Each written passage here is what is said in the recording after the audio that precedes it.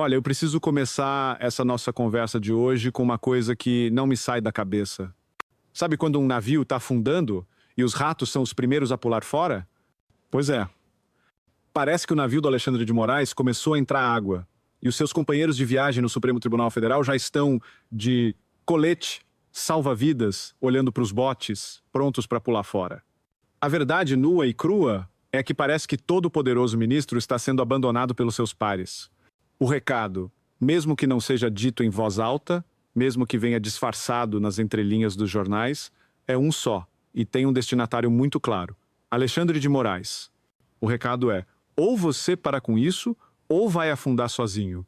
O que a gente está vendo, na minha opinião, é um ultimato, né? Um ultimato silencioso, mas desesperado do Supremo Tribunal Federal para o seu colega mais, digamos, entusiasmado, para que ele pise no freio dessa loucura de peitar o mundo antes que arraste o Brasil inteiro para o caos.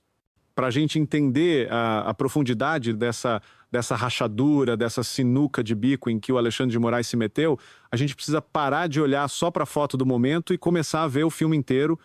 Por muito tempo a gente se acostumou, infelizmente, com a imagem de um STF que parecia um bloco de concreto, agindo em perfeita sintonia para empurrar a agenda deles. Eles atropelavam o Congresso, intimidavam quem era da oposição e, claro, perseguiam o Jair Bolsonaro e qualquer um que ousasse levantar a voz.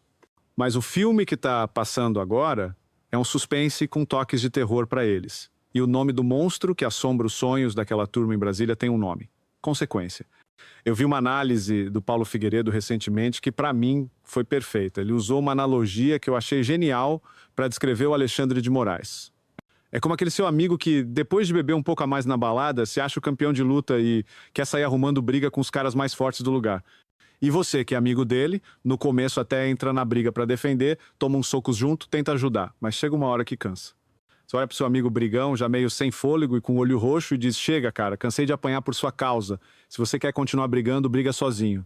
É exatamente esse o recado que os outros ministros do STF parecem estar mandando pro Moraes, mesmo que de forma velada. Chega, Alexandre, a gente cansou de apanhar do Trump por sua causa. E as pancadas estão vindo, e estão vindo com força.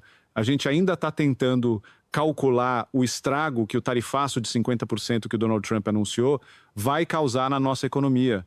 Isso por si só já deveria ser motivo para qualquer governo minimamente sério entrar em modo de crise total, chamar os melhores diplomatas, acionar todos os canais para tentar apagar esse incêndio. Mas o buraco, como a gente sabe, é muito mais embaixo. A tarifa foi só o soco de aviso, aquele para desestabilizar. O verdadeiro nocaute que está por vir e que está fazendo os ministros suarem frio nas suas cadeiras em Brasília tem nome e sobrenome: Lei Magnitsky. E, pelo que dizem os passarinhos lá de Washington, que costumam ser muito bem informados, a aplicação dessa lei contra autoridades brasileiras está muito, muito próxima. É nesse clima de pânico iminente que a gente precisa analisar as notícias que começam a vazar, quase sempre através dos porta-vozes do regime na imprensa.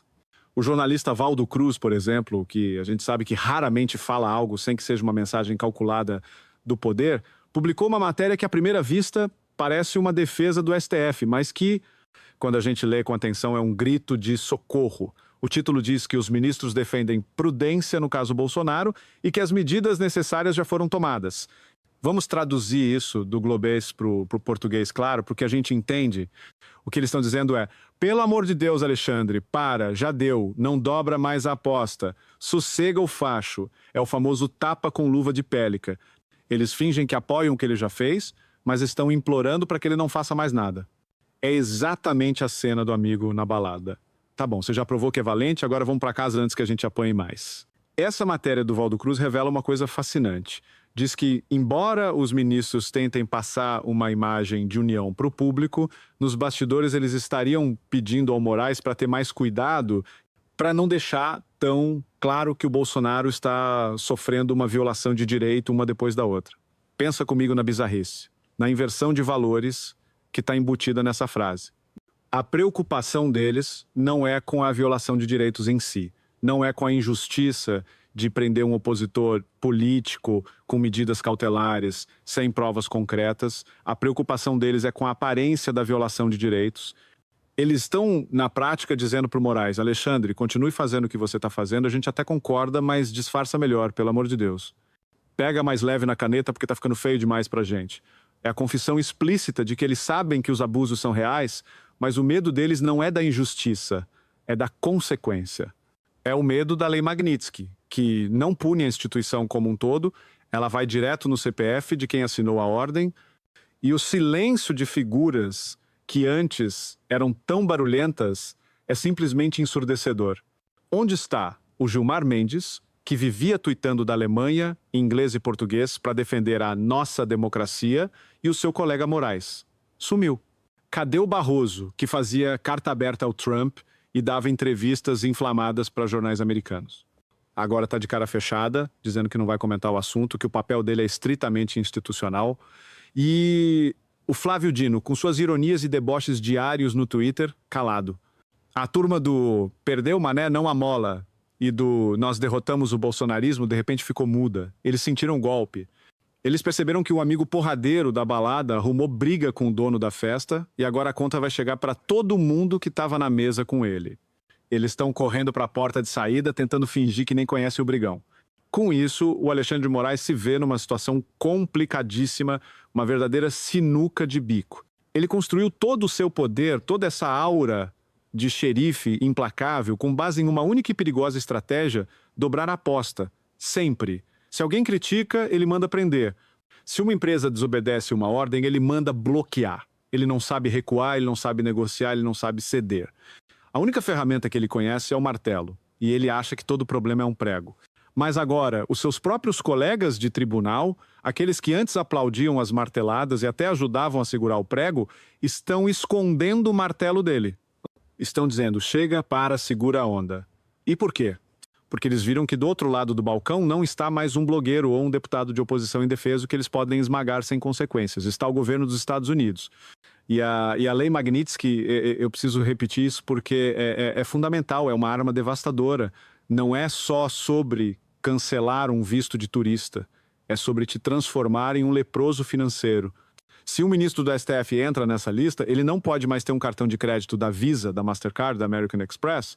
Ele não pode ter conta em nenhum banco que tenha qualquer tipo de relação com o sistema financeiro americano, o que significa, na prática, quase todos os bancos relevantes do mundo. Os bens dele no exterior, e a gente sabe que muitos deles têm, são congelados. Ele fica impedido de fazer negócios, de receber pagamentos, de movimentar seu patrimônio. É uma punição que atinge a vida pessoal, a família, o futuro, o patrimônio construído ao longo de anos. E os outros ministros, que de bobos não têm nada, olharam para o lado e pensaram: eu não vou entrar nessa barca furada com o Alexandre. Eu não vou perder o meu apartamento em Miami por causa da briga pessoal dele. É por isso que o voto do ministro Fux, divergindo das cautelares contra o Bolsonaro, foi tão importante. Não foi apenas um voto técnico, foi um sinal, uma mensagem. Foi o primeiro a dizer publicamente com todas as letras: eu estou fora disso, o que vocês estão fazendo é ilegal e é desproporcional. Foi o primeiro a pular do barco antes que ele afunde de vez. E eu não tenho a menor dúvida de que nos bastidores outros estão fazendo exatamente a mesma coisa, só que de forma mais silenciosa. Estão se distanciando, se protegendo, deixando o Alexandre cada vez mais isolado no seu castelo de cartas. O ultimato, portanto, não é uma ameaça de impeachment, não é uma nota oficial na imprensa. É um movimento de placas tectônicas dentro do próprio poder. É o instinto de sobrevivência falando muito mais alto do que qualquer lealdade ideológica. Os ministros estão mandando um recado muito claro.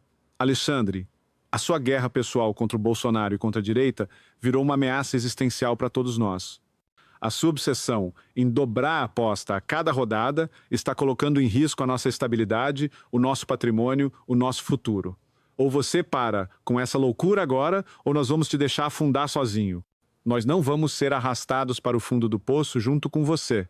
Essa fragilização do regime do Moraes é, na minha opinião, a nossa maior esperança no momento. Ele só é forte enquanto se sente apoiado, enquanto ele acredita que seus pares estão fechados com ele, custe o que custar. No momento em que ele olha para o lado e percebe que está sozinho, que cada nova canetada pode ser a última gota d'água para seus colegas o abandonarem de vez, ele perde a sua principal arma, que é a arrogância de quem se sente absolutamente impune. A pressão dos isentos, como eles chamam de forma pejorativa, a parte da mídia que começa a criticar, o mercado financeiro que teme a instabilidade, O Congresso que sente o cheiro de queimado, somada à ameaça real e iminente da lei Magnitsky, está criando o cenário perfeito para o isolamento completo dele. O ultimato foi dado, resta saber se o Alexandre de Moraes, em sua soberba, terá a inteligência de ouvi-lo ou se ele vai preferir dobrar a aposta uma última vez e, finalmente, quebrar a banca. Essa briga de gigantes nos bastidores de Brasília pode definir o futuro da nossa liberdade e a gente precisa ficar de olho. O que você acha?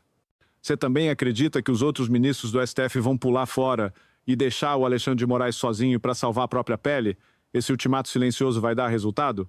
Eu quero muito saber a sua opinião. Deixa seu comentário aqui embaixo, vamos conversar sobre isso.